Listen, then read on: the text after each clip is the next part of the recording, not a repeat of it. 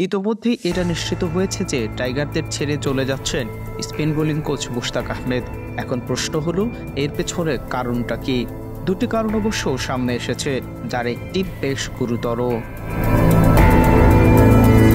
বিশ্বকাপের আগে পাকিস্তান থেকে উড়িয়ে আনা হয়েছিল দেশটির কিংবদন্তি স্পিনার মুশতাক আহমেদকে। দায়িত্ব দেওয়া হয়েছিল রিশাদ মাহেদিদের। তার অভিজ্ঞতার ঝুলি থেকে বেশ ভালোই রসদ পেয়েছিল স্পিনাররা, বিশেষ করে লেগ স্পিনার রিশাদ হুসাইন। মুশতাকের মঞ্চেই বিশ্বকাপে সফল তিনি। প্রাথমিক অবস্থায় পাকিস্তানি কোচের সঙ্গে চুক্তি ছিল বিশ্বকাপ পর্যন্ত।